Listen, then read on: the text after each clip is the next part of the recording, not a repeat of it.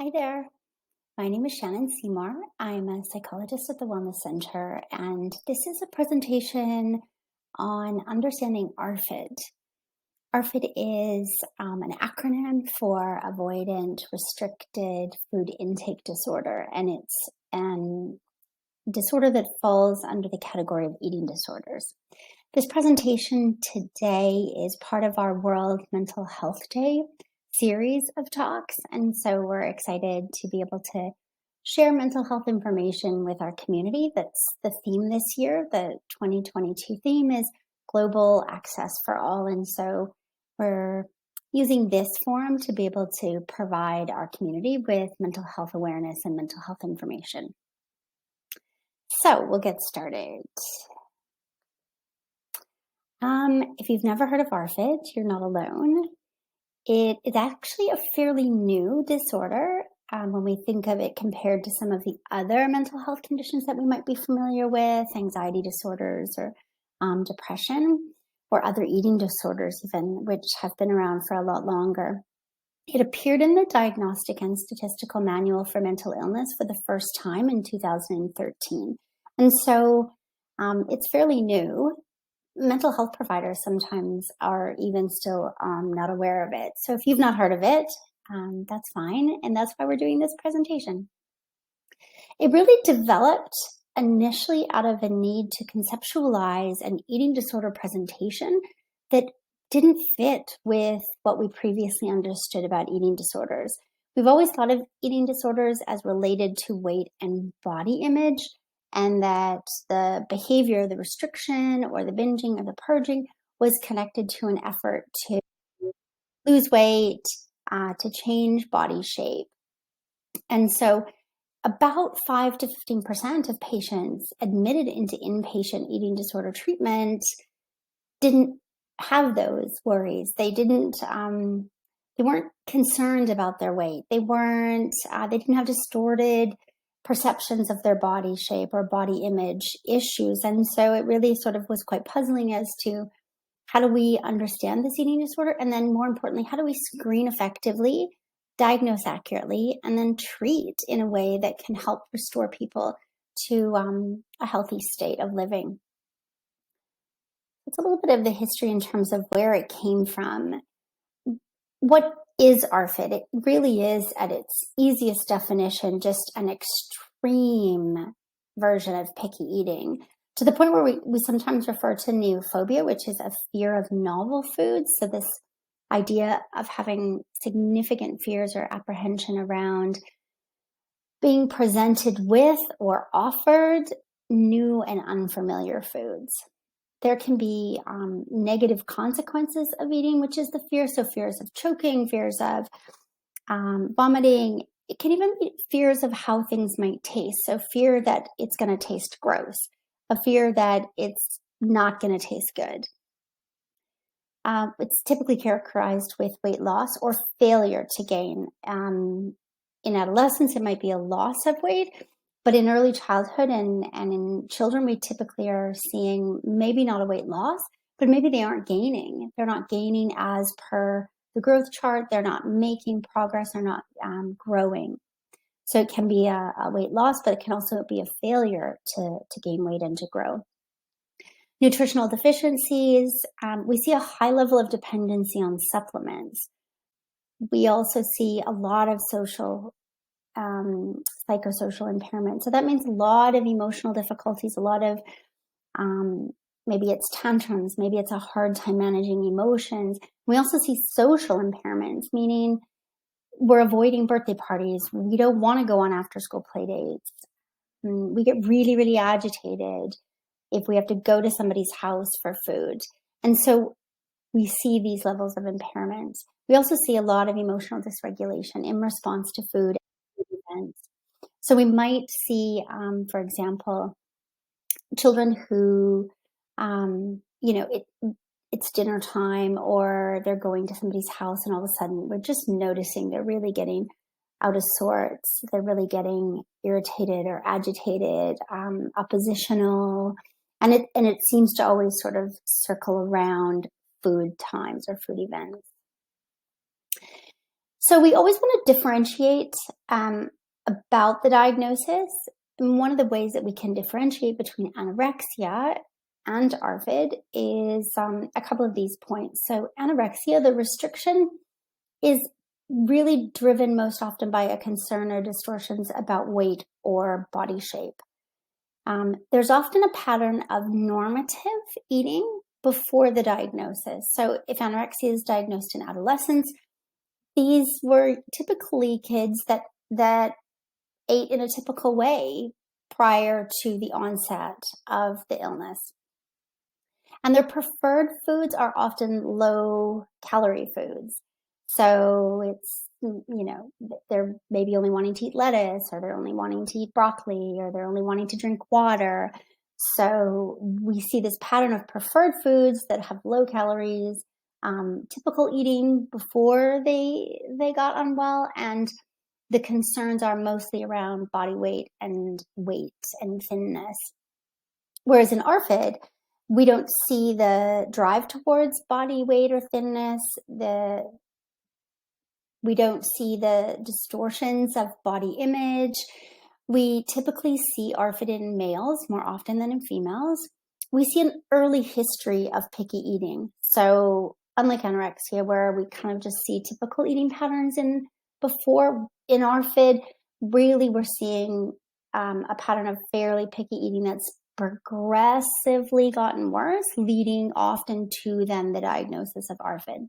And a lot of times these kids are normal or even above average weight because the preferred food might be mac and cheese. It might be chicken tenders. And so the only thing that a kid with ARFID wants to eat for every meal is chicken tender and fries. And so not necessarily food that's going to decrease in weight. It might be food that will decrease in nutritional value, but not necessarily in weight. There's a couple of different types of ARFID symptoms. Sometimes people categorize these as different types of ARFID, or these are different types of symptoms presentation in ARFID. So some people will have a combination of all of these. Some people typically have one more dominant than the other. We see avoidance. So this is the avoidance based on usually sensory sensitivity. So people who really have a hard time tolerating particular tastes or textures, even sometimes colors. So, kids that will only eat white food, or they'll only eat green food, or they won't eat anything that's red. So there can be these real sort of avoidances based sometimes on particular textures and tastes, but also sometimes on other sensory information that we take in from food, which is how it looks, or what color it is, what shape it is. I worked with a child recently that wouldn't eat anything that was bumpy, and it was hard to know sort of how they defined bumpy. We can have food aversion. So this is worries and fears around the eating experience. This is when the sort of the dominant feature is that fear of choking. Maybe it's that fear of throwing up. It's the fear of what this is going to feel like in my mouth. It's a fear of maybe I won't like it. And it could be a food that a child has never, ever tried, but they have this sort of irrational fear that they might not like it. So they are averse to even trying it. Restrictiveness is sort of our pickiness, our, having a, minimal interest in food, minimal foods that they will eat. Often you can have very specific ways in which food has to be prepared or packaged, or what brand it can be. We can have ARFID in adults. It's definitely seen frequently, especially because it's a fairly new disorder in children and adolescents. But we are definitely seeing adults who have ARFID. Many times they can trace it back to early childhood. And in some instances, in rare instances, there is no childhood history of it, but all of a sudden in adulthood, it really starts to manifest itself. And then there's something we call sort of ARFID plus, and that really is ARFID plus another eating disorder. So maybe they are restricting and avoiding, but they're also binging and purging at times. Or They've got ARFID, but also with anorexia. So they've got the distortions and the worries about body weight, but they also have the worries about choking or the worries about how food's going to taste. And so it can get quite complicated. And we want to make sure we're really understanding how it presents for each child or adolescent, because that ultimately drives effective treatment. So a common question is, what causes this? How did my kid end up with ARFID? We don't have necessarily an exact answer for that. Like most things within the mental health or even the medical field for that matter are made up of multiple sort of origins or etiologies, as we might call them. There are genetic factors in eating disorders, which means they run in families. So we know that that increases risk. We know that there are psychological factors that contribute to the development of ARFID. We know that people who are anxious, kids who have anxiety, are more likely to develop ARFID. We know that kids who have more sensory processing differences are more likely to develop ARFID. And we also know some sociocultural factors. So some cultures, there's more pressure to eat. There's more pressure around acceptable sort of food behaviors.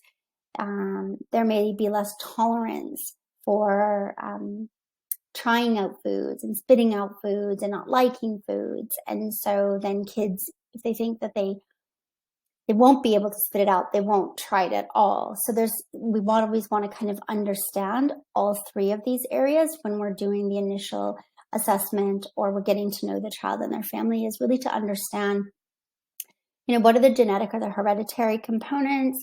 What are the psychological factors or features? And then what are some of the social or cultural factors around food, around meal time, around meal prep, around management or handling of food? And these vary amongst families, these vary amongst cultures, these vary against age groups, right? So we wanted to sort of understand all of those factors that have gone into contributing to the development of ARFID. Some of the risk factors that we see, late introduction of lumpy food seems to be a risk factor. So more kids than not that develop ARFID, or kids that had lumpy, thicker food introduced at a later period. Mothers reduced fruit and vegetable intake. So often kids that present with ARFID, mums themselves will say, "Oh, I hate vegetables," or, "Oh, yeah, no, I just don't really like a lot of those particular food groups." And so we see maybe that's a bit of the modeling or the learning part of all of eating disorders. There's often extra pressure to eat in families that where we see kids with ARFID, whether that's a cultural thing, whether that is a worry on the parents' part about nutrition or about satisfying sort of what they perceive as good or healthy eating. So for whatever reason, this pressure to eat is often common in families. Early picky eating is probably the biggest risk factor and the biggest red flag, which is why we're going to spend a bit of time at the end talking about what we can do if we have picky eaters right now. Maternal anxiety and depression are often associated with childhood ARFID. And again, I think if I worry as a mom, I'm going to worry about what my kid is eating. And if I'm worried about what my kid is eating, I'm probably going to put a bit more pressure and maybe I'm going to accommodate a bit more. So it sort of makes sense that these things might increase risk.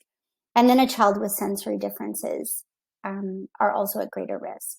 Now, some of the protective factors. These are some of the things that we see present in children who don't have ARFID when maybe there is somebody in the family who does have ARFID. We see early exposure to vegetables, so between 4 to 6 months. We see the provision of fresh fruits, meaning that fresh fruit is provided. It's often presented, it's often served, it's present in the environment. We see parent modeling. So what do we as parents model in terms of eating behaviors? That can be a very protective factor.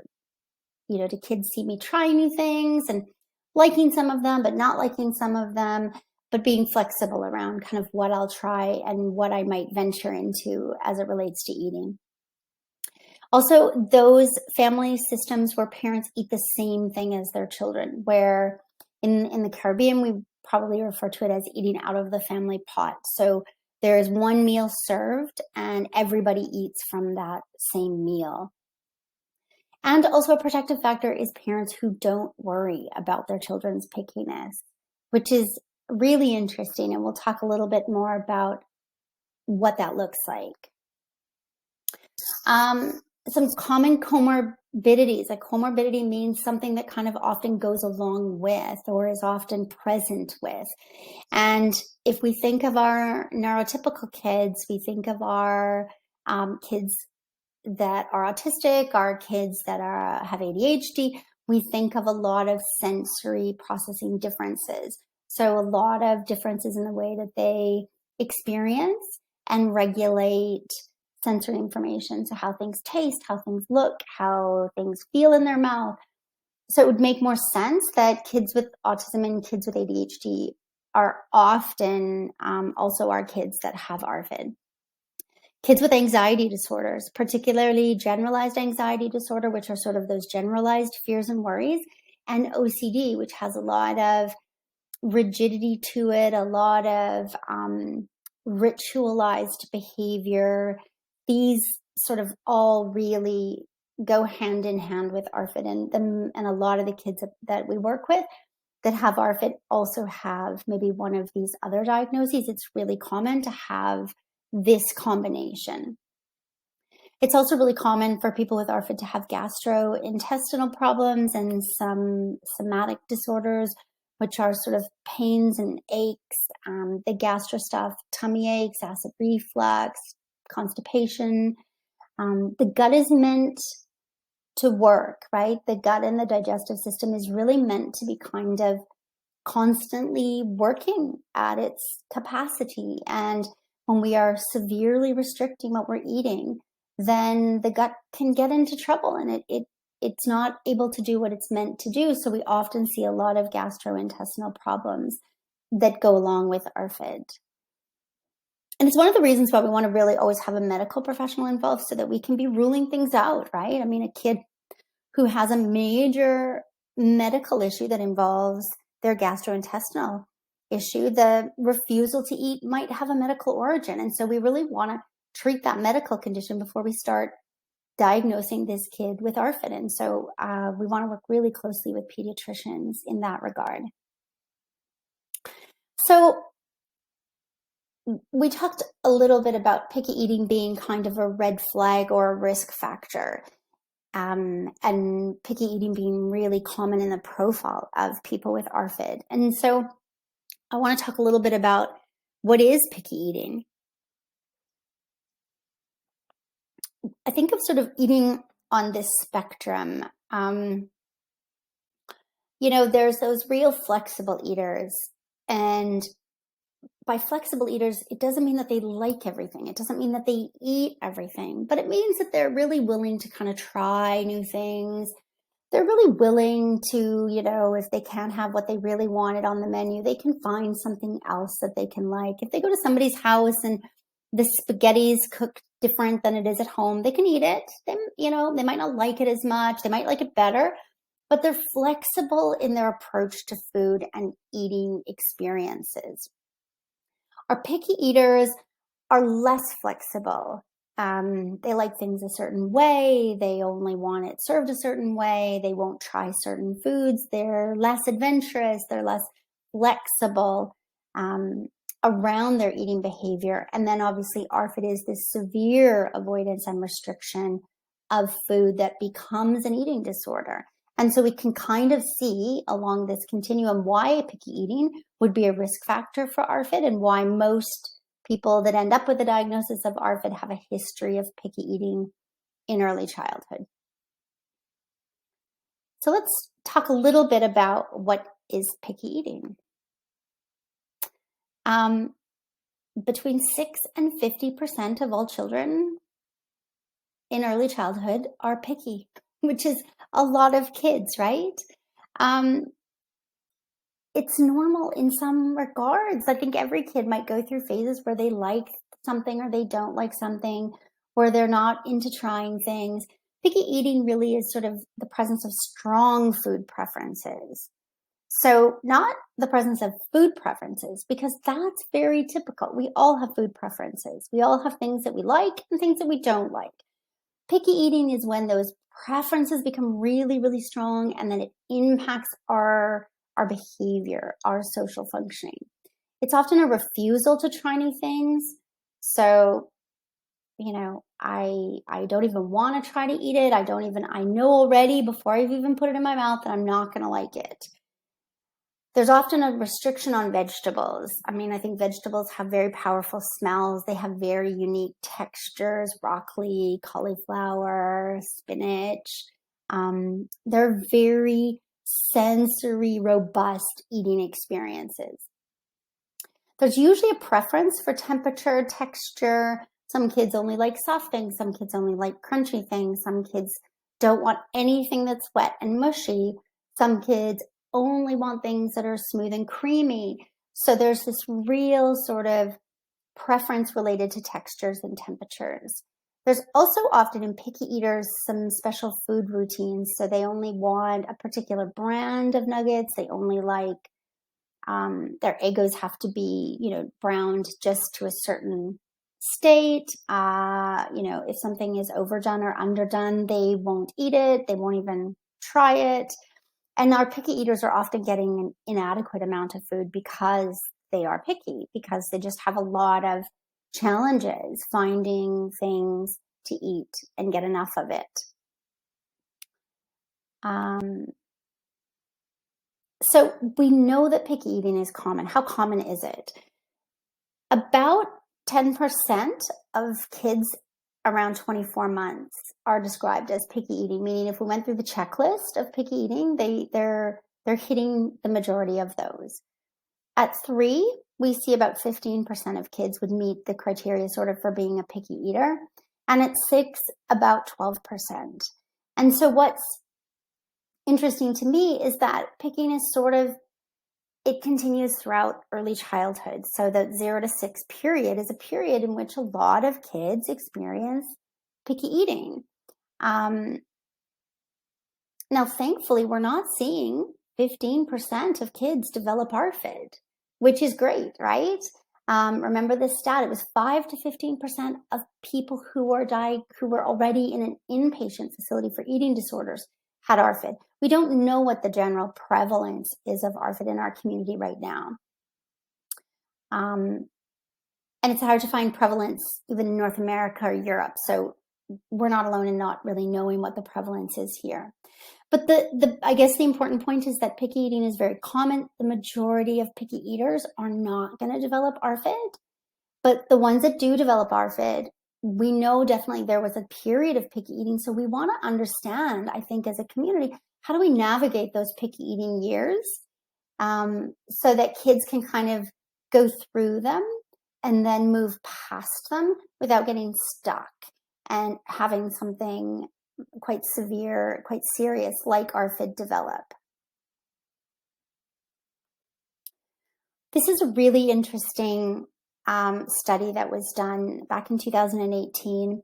And what they found was they took in well baby checkups, they looked at 15-month-old babies and they gave mom or dad an inventory of pickiness, and they could, rate yes, no. And what they found was that about 56% of children at 15 months were identified by their own parents as choosy, like really being sort of on the verge of becoming really picky. And so that fits with what we know, right? 8 to 50% of children are going to go through pickiness at some point in their childhood.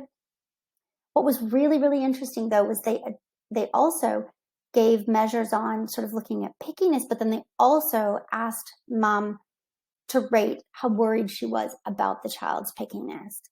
And what we found was that those parents, particularly moms, who were really worried about their child's pickiness, ended up with picky eaters at a much higher rate later on. So at 38 months, when these kids came back around and we looked at them again, then we saw that the parents, the moms who were not worried, now had less picky eaters, whereas the parents who were really worried, their pickiness didn't go away. Their choosiness maintained 56 to 50%, which meant that, their worry wasn't positively impacting. All that worry was actually maintaining the child's pickiness as opposed to reducing it, which I know we would think would be the outcome. And so we know that there's a connection here in the development of ARFID between picky eating, but also between picky eating and how it makes us as parents feel and how we respond to it and what kind of ways and what kind of behaviors do we as parents develop that seems to be then maintaining our child's picky eating, which we know puts them then at greater risk of ARFID. And there's a word for this. We call this parental accommodation. And what tends to happen is that worry that we have often channels into accommodation. And accommodation is a beautiful thing. It's the thing that we do when we're worried about our kid.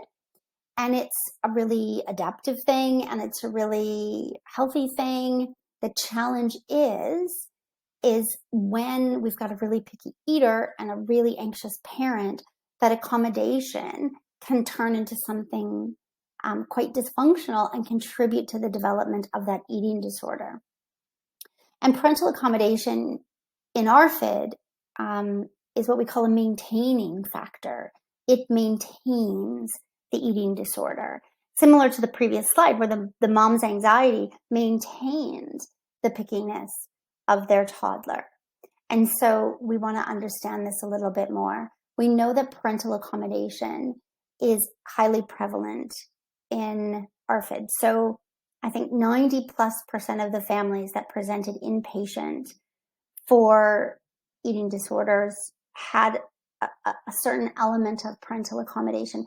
And that means that parental accommodation is like, what is the parent doing or not doing that's contributing to the development of this mental health disorder?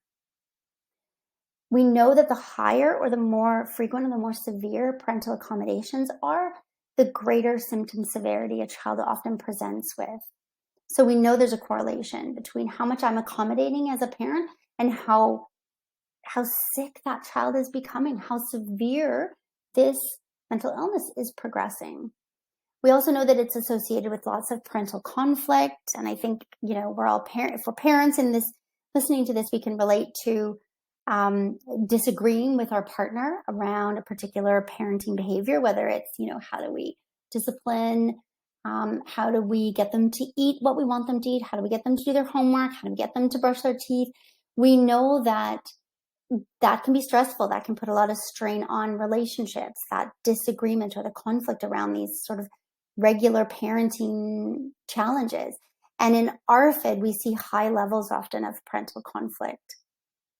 And we see high levels of parental stress. And so we really think of ARFID as a family problem. It is not just the child that has ARFID, but we really need to be treating and thinking about the whole family, because if we're just thinking about treating the child, then we're really not going to be successful in helping this child stabilize and develop some safe eating patterns.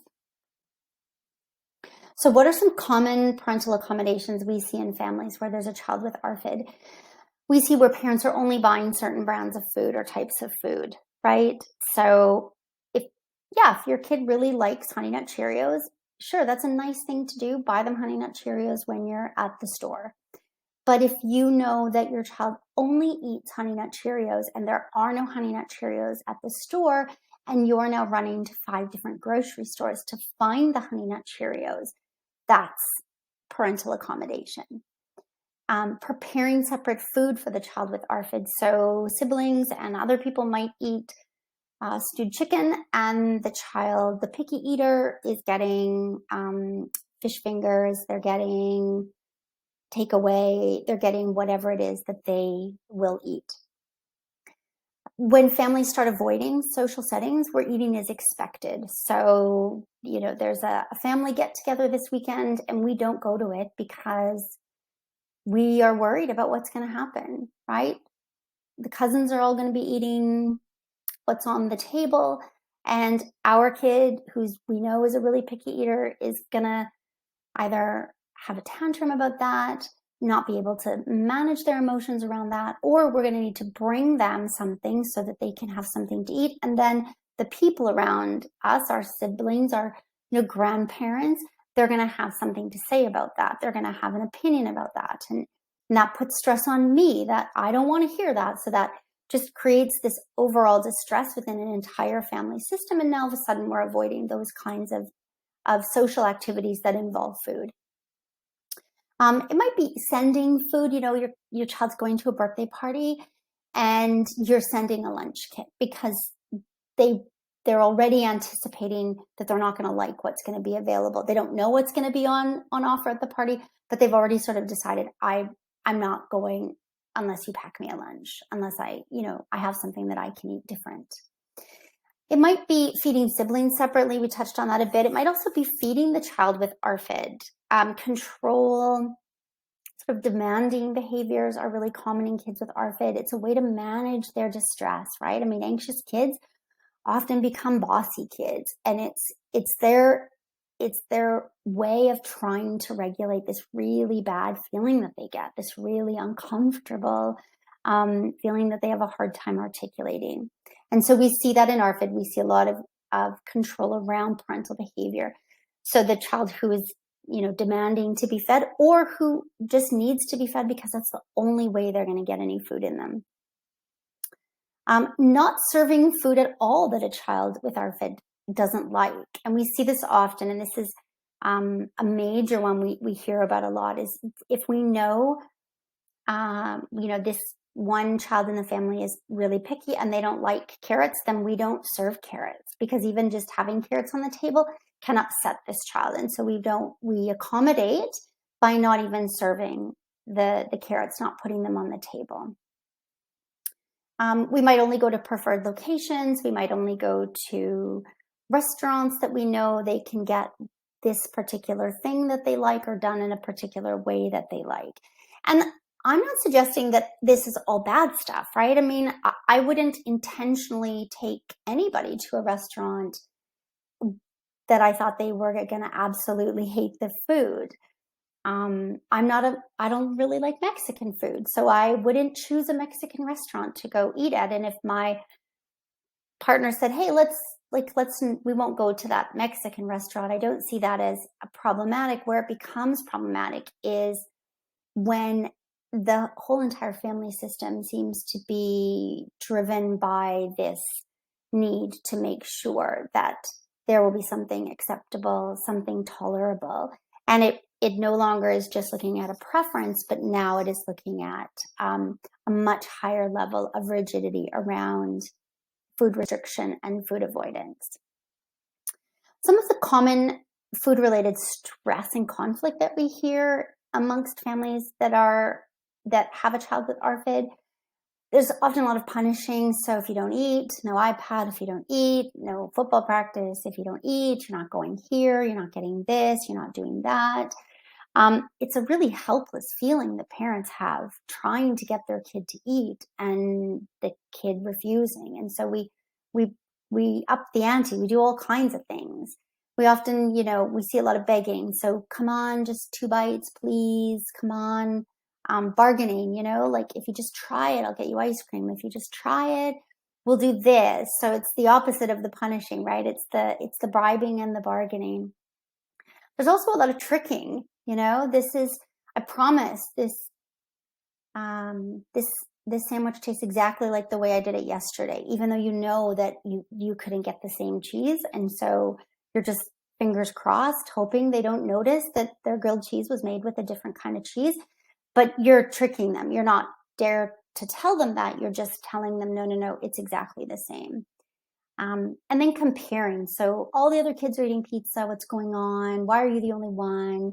These tend to be the kind of conflicts and stress factors that we see most often in families where there's a child with either severe picky eating or they're already developing ARFID. And so if you're listening to this and you're sort of saying, wow, gosh, those are some common things for me, then now's the time to start thinking maybe about how you might make some changes around this. So the treatment goals for ARFID are pretty clear. We want to stabilize growth and weight, which means we want kids to be able to get enough nutrition to be able to grow.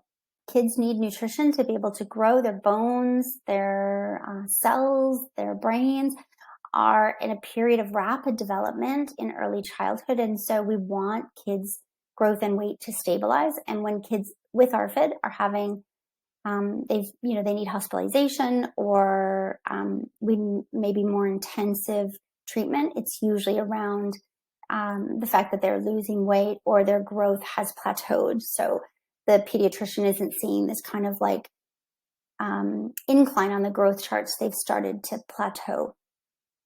We want to decrease all that food stress that we just talked about on the previous slides. It's really hard to change anybody's eating behavior when the environment is so stressed out. And often by the time a child ends up in treatment, meals are just, people are walking on eggshells, people are bracing for battle. And we want to definitely, as a main part of the treatment, try to reduce a lot of that family stress. And so we work on that first before we might even work on changing any of the eating behaviors. Changing any of the accommodations. We just want to reduce some of the stress. We want to decrease the fears related to choking, to things tasting bad, to throwing up. So we want to do a bit of desensitizing or exposure to those experiences so that they aren't so fear and so intense and so debilitating. We want to increase food flexibility. That's ultimately the goal of ARFID is for the child to feel confident that while they might not have their favorite food at the birthday party, they will be able to find something to eat. Or if they don't have anything to eat, they can still go and enjoy the birthday party and eat when they get home. So it's increasing flexibility around food so that it's not causing an impairment in this child and this family's social functioning. We ultimately want to increase food intake. Sometimes that's not our first goal unless there's a medical crisis situation going on, but ultimately we want a child consuming more food. We also want a child who can cope with difficult emotions around food. We want children who can manage difficult eating experiences. So, not being able to have the thing that you want to eat is upsetting for all of us. So how do we cope with that? We learn to cope with that by developing the strategies to regulate our emotions around it. And so these are the primary goals of treatment at ARFID. And then how do we do that? So we definitely need to have a multidisciplinary team. If a child has a diagnosis of ARFID, we need the pediatrician involved. They're usually the first ones because they're the ones monitoring growth and development. And we need them to be treating any reflux, any gastro problems, any food allergies. We need them diagnosing if it's some kind of intolerance or something going on that's contributing or is coexisting with the ARFID. So we really need pediatrician involvement. We need nutritionist involvement. Nutritionists have great strategies. They are experts in all things food and eating. And so they're really beneficial on a team because they're going to be the ones to help families develop what is good caloric goals. How can we get the calories that this kid needs from the group of foods that they'll currently eat? Because maybe we're just trying to stabilize weight right now.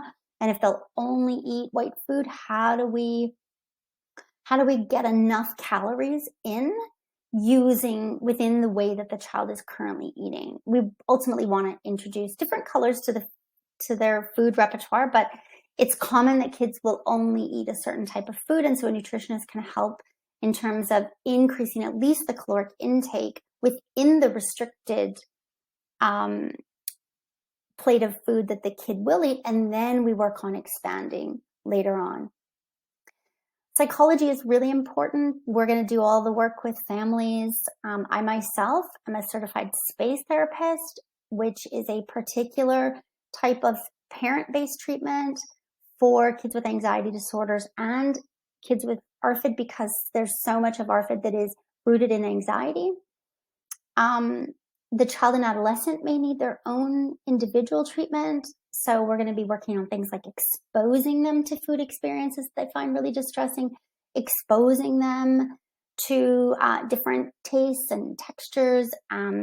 Maybe it's working on having tolerance of food on a table, even if they're not eating it. So just depending on how the ARFID is presenting, the children's goals might be things related to exposure or desensitization, and also managing their own big emotions.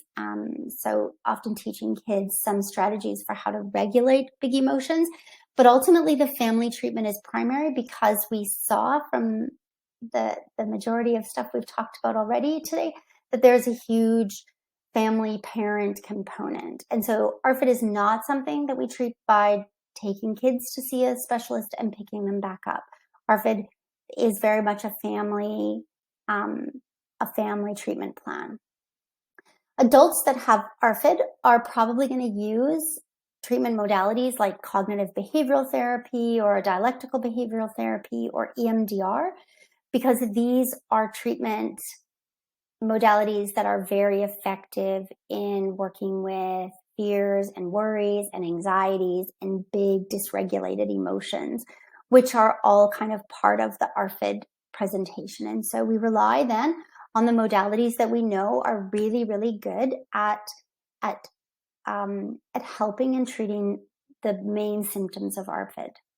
And then obviously we need our families and our communities to be involved, because we need grandparents and aunts and maybe even teachers to change the way they're doing things sometimes. When we've got a kid with ARFID and they're going to school, and the rule at school is that everybody finishes before that table is dismissed to the playground. Well, that puts an awful lot of pressure on that kid with ARFID, and that added pressure is likely to up the symptoms of ARFID, not help the symptoms of ARFID. And so we need that teacher to understand what's going on and to be part of helping to shift things for this kid. And so we need extended family involvement, and we also need community involvement. Okay. And just to wrap things up, what can we do right now if we have a picky eater at home? So we know that picky eating, very common in early childhood, very typical. Most kids will move through it. But our response to their picky eating seems to be really, really important in how and if they move through it. And so there's a few things that I just put on this slide that we can do more of or less of if we have a picky eater at home right now. So we can definitely serve a range of different foods, colors, textures, and tastes. So make sure that there's different foods available, even if kids aren't eating them, but they're seeing them. They're seeing them be served, and they're seeing other people eat them. There's a tendency, to just cook the things that we know kids are going to eat, which I get it, especially with grocery prices, with busy lives. But maybe if you're going to eat something different than they're going to eat, just put it all on the same table and eat it at the same time. So you're still accomplishing this do more of having this child sort of see served in a table or in a food experience things that they typically might not eat. Eat together from the family pot. So I think that is a great thing that we should be doing more of. There's lots of benefits of family meal times. I know they're really hard, even if family meal time is in the car, right? Family meal time is standing at the bar in your kitchen. So family mealtime doesn't necessarily have to be, cloth napkins and dinner music on in the background. It can be fast and efficient and quick for our busy lives, but we're going to all eat the same thing. I think that's the important thing. We're going to serve foods that we know our children don't like. And that might make them a bit upset. That might cause a bit of distress. But the alternative is we never ever present them with the foods that they don't like. That is a huge parental accommodation, and that's very likely to increase their aversion to foods, their avoidance of foods, or their restriction on eating particular foods. We need to model food flexibility and food preferences. I think it's good for kids to see parents try something and not like it. It's really normal to not like something. And I think when we have a picky eater, one of the mistakes we make is we sort of tend to exaggerate how much we love everything instead of modeling really typical eating patterns, which is that sometimes I try something and it's not fantastic. And sometimes I try something and I don't think I'll eat it again, but I tried it. And that's, again, remember, one of the goals of ARFID is to increase the flexibility around the willingness to try and to tolerate different foods. We need to maybe be okay with kids spitting out food. This sometimes, I always want to talk to a family about what are their cultural feelings around this. And we want to be respectful, obvious, of cultural practices and religious practices related to food.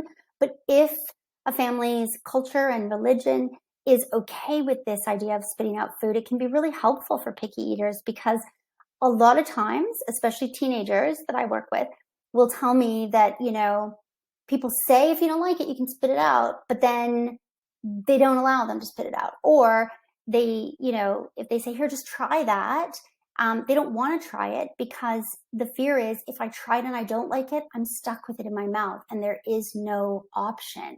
And so I'm cornered at that point. And so kids will rather just not try it than take the risk of trying it, hating how it feels in their mouth, and not having the option of spitting it out. And if we want to increase flexibility, decrease the pickiness, sometimes saying to kids, hey, try it. And if you don't like it, here's the garbage bin, right? And giving them that option. They will be more likely to try something if they know they have this out, if they don't like how it tastes or they don't like how it tastes or feels. We want to rethink how often we say food is amazing. When we have a picky eater, we're often, like I said, over-exaggerating this, like, oh, this is amazing. This apple is amazing. Apples are good. Apples are crunchy. Apples are sweet. Apples are sour. Let's use more descriptive words and less value words, because taste is so variable, right? I mean, I might taste something and it's amazing. You might taste something and you don't like it. And so kids are often really, really hypervigilant to that type of language. And they don't believe you, because if you said that this, this sandwich was amazing and they tasted it and they didn't like it, now everything that you say is amazing, they're immediately averse to trying it because they've made, last time you said something was amazing, they didn't like it. And so use more descriptive words. Less sort of like good and bad, delicious, amazing. You can say things like it's soft, it's crunchy, it's kind of chewy, it's tough, it's soft, and give those kind of descriptive words as opposed to value words, or words that maybe won't be the same for every person.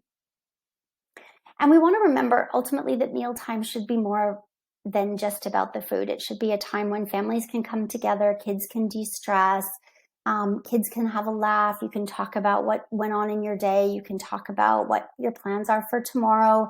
And often when we have a picky eater, we make every moment of mealtime about getting food in that kid's mouth, which just adds stress. The siblings don't get to enjoy a conversation with mom and dad, mom and grandma, aunties, whoever is in the family home. Everything is revolving around getting this kid to eat, and that is incredibly stressful and almost guaranteed that your kid will not eat more. Some things to do less of. So do less giving them exactly what you know they'll like, especially if they're just still in this picky phase, right? We don't want to be punishing kids for not eating. We don't want to compare kids. Oh my gosh, your sister ate all her food. What's wrong with you? We want to avoid those kinds of comments. All the kids at the party are eating the pizza. Why are you the only kid not eating the pizza? this kind of judgment, criticism is not going to help our picky eater become less picky. We want to not beg and convince and try to trick kids into eating. If the grocery store didn't have their cereal, we could get them another kind and say to them, hey, your grocery store didn't have the cereal. This is what I got this time around. We don't want to label food as bad and good, unhealthy or healthy. I think we live in a society right now where there's a great deal of judgment on food, which translates to judgment on parents. If my kid eats broccoli, I'm a better parent than you because your kid refuses broccoli. That kind of pressure in a society increases the parent who's already wired to be anxious, and that's going to put more pressure on the kid who's already wired, maybe genetically, to developing more difficulties. And so we want to just, all be mindful of how we can sort of take some of the pressure off everybody. We want to worry less about what people think about our kids eating, right? And we can, those of us on the flip side of that, if we have a kid who's a really flexible eater, or we don't have kids at all, or our kids are grown and we don't remember what they ate, then we can say supportive things. So if we see a parent struggling to get a kid to eat something, we can lend a helping hand. We can, be supportive, or we can just say nothing at all, as opposed to maybe interjecting with a suggestion or, what back in my day, what we did. Those kind of things are not necessarily helpful in that moment. And so as a parent, we want to kind of be able to trust that we've got a plan, trust that what we're doing is what we want to be doing for our children, and then kind of worry less and less about what other people think. But those of us who make up the people in that scenario, we could also do a better job of being less critical, of putting less pressure onto families, onto, what is our sort of desired eating patterns, especially when we've got a picky eater. And so I see it as a family issue, but I also see as a community, we can help, right? We can help with less judgment, with less value-driven language around food, and more celebration and support for our families. All right, and that brings me to the end of the presentation. I want to thank you for tuning in. I hope that there was something here that was helpful. I hope that there was a takeaway, whether it's for your own child, whether it's for you, whether it's for a family member or somebody in your child's class. I just hope that there's some information that can be of relevance and helpful. I want to thank you for being interested in learning about topics related to mental health. That's what World Mental Health Day is all about. It's about disseminating and making sure that our community has a good, solid understanding of mental health, how to identify, prevent, get access to treatment. Those are really important things for all of us. And if you would please do us a favor, because feedback is really important to us, if you scan the QR code that's on your screen right now, you should be able to scan it with your phone's camera or with an app. Then it'll take you to our presentation survey that will give you a chance to give me some feedback on the content, the presentation. You could even make suggestions for other videos that you'd like to see. That would be really helpful to us as we strive to serve our community in the best ways that we can. So on behalf of all of us at the Wellness Center, thank you for joining, and I wish you a happy World Mental Health Day. Take care.